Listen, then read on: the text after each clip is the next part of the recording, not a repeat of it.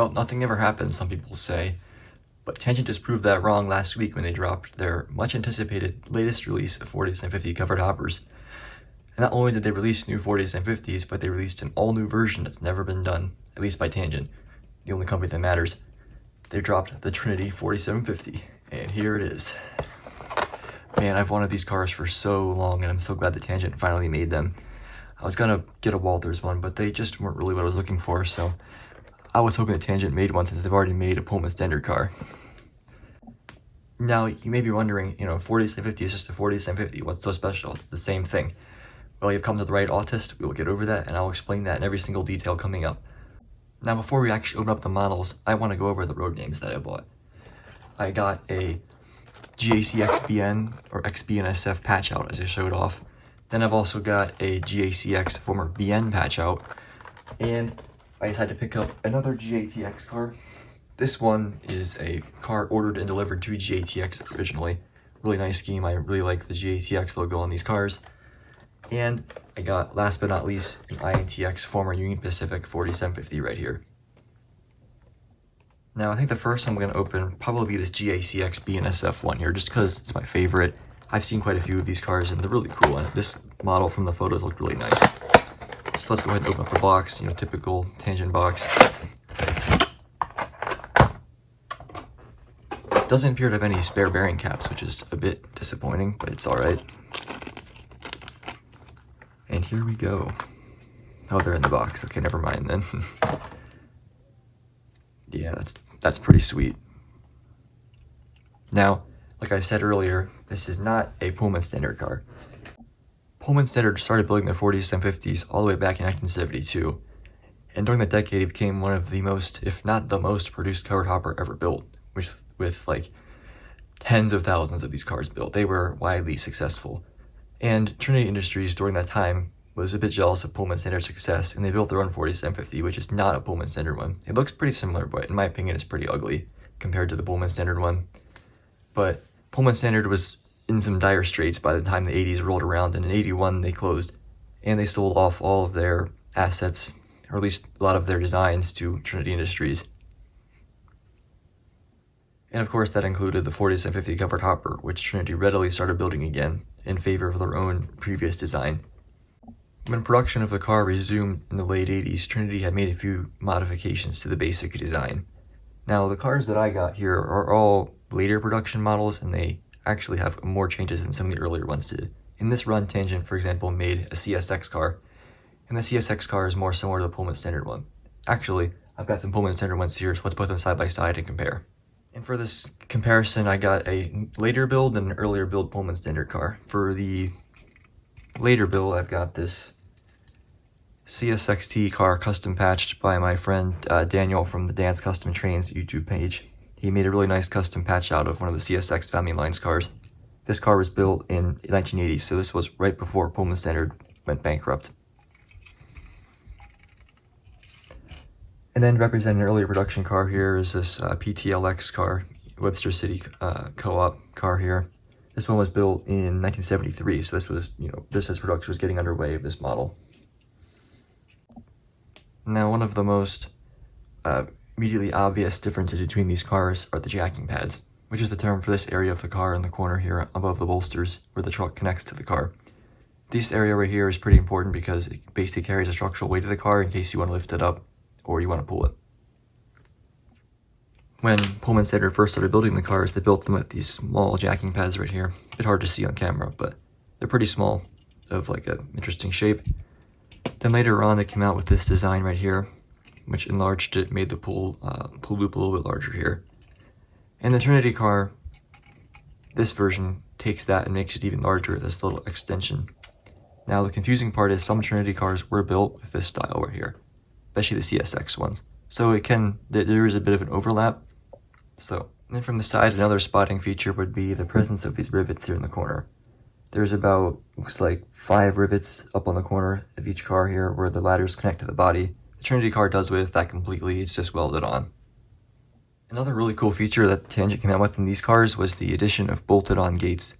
And these cars, the gates are just welded directly onto the body, but these ones, they actually have bolts, so in order to take the gate off, instead of just cutting it off or something or grinding it away, you just have to undo these bolts and the gate will drop off the bottom of the car. Not something Tangent's done before, and it's pretty cool to see them do this in HO scale.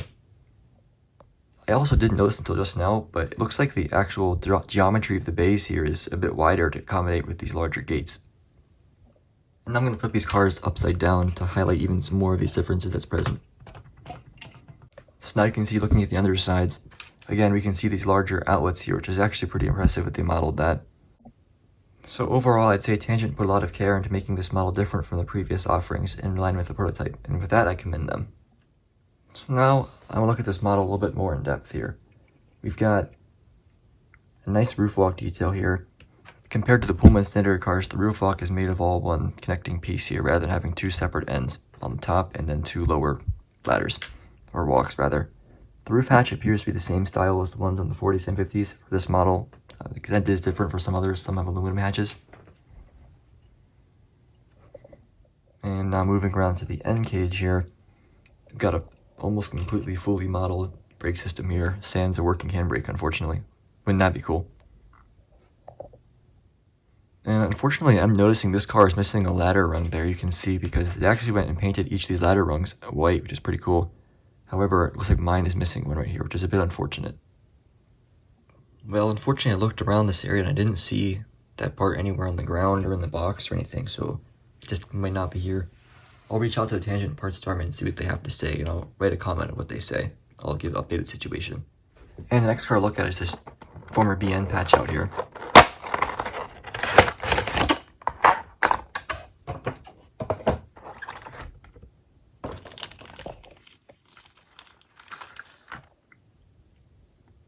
Now, as far as I know, this car is part of the same build series as the brown one I just looked at, so the details should all be the same.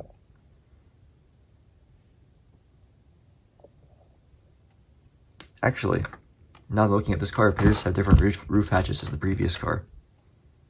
You can see this one's got different style of lock bars here, with lock bars on both sides, it appears. I'm not really sure. Either way, it's cool they were able to pay attention to those details.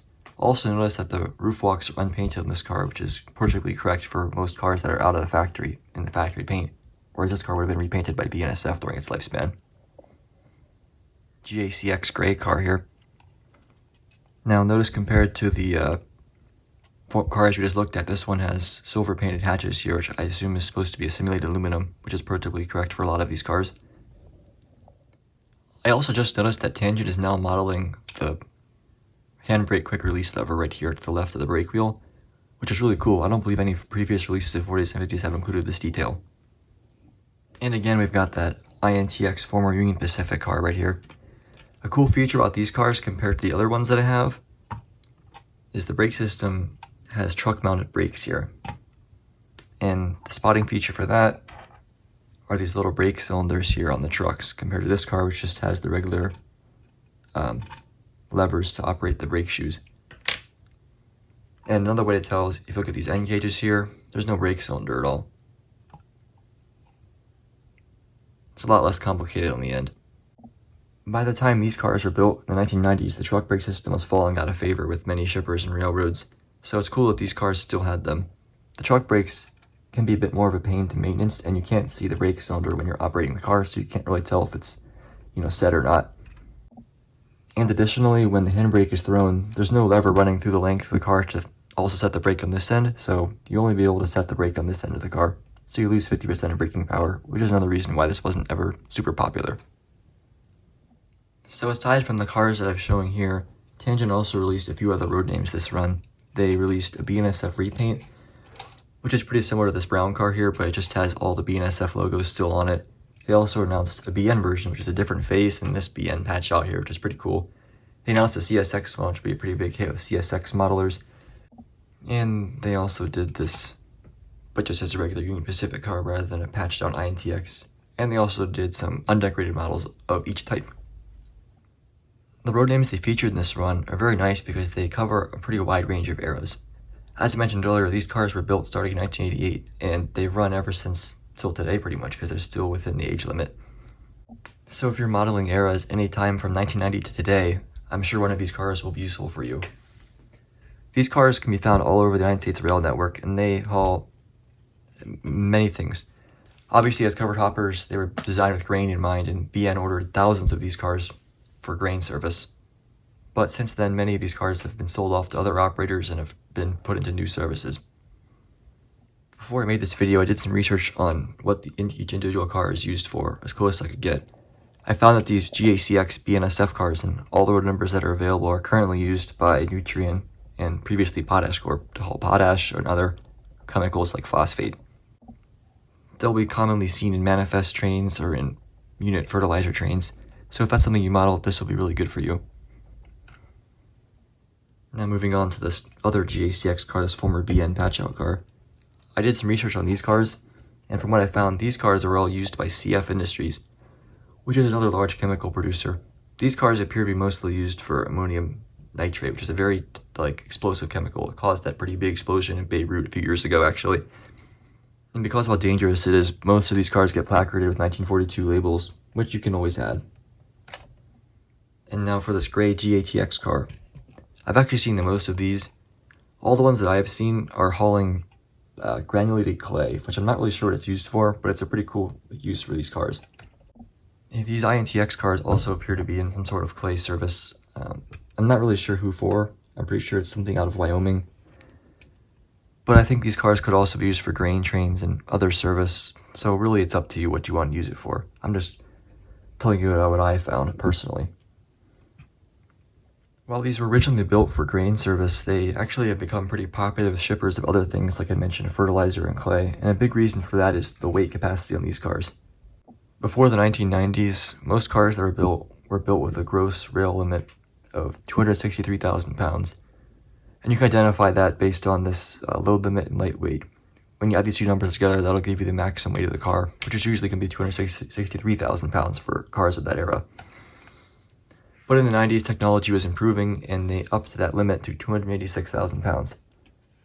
And many of these Pullman standard designs were later built at that standard, which means that even though they have the same cubic foot capacity, they can haul more weight, which is useful for more dense products such as fertilizers and clay and other things like that. Which means that in order to maximize the efficiency of their shipments, shippers will generally try to fit as much weight as they can possible into the car with the given space, which gives it a disadvantage for grain. But it doesn't mean it's impossible. I've handled a few of these cars personally myself, and they've been carrying grain. And what I mean by that is if you filled a car up like this one full of corn, as it hits that space limit, as it cubes out, it'll also reach that maximum weight limit that's indicated here. But this car, you fill it up with corn, it will be underweight by a significant amount. It could still carry more weight based on what it's rated to carry.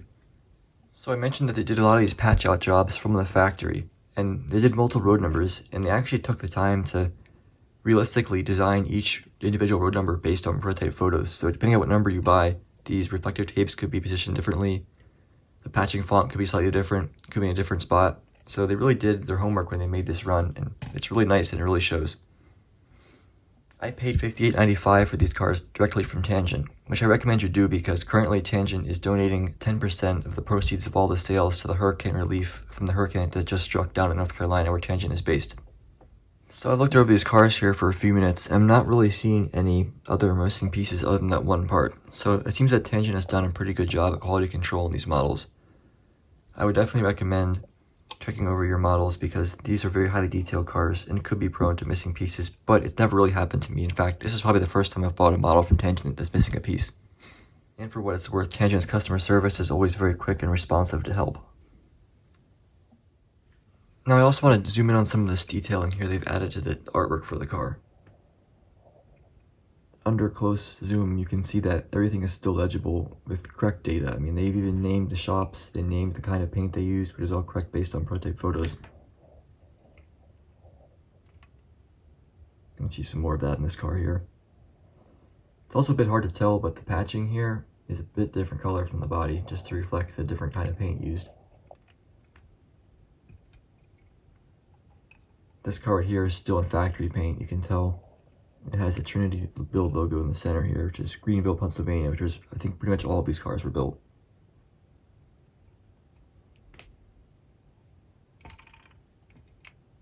They've also included A very nice detail right here.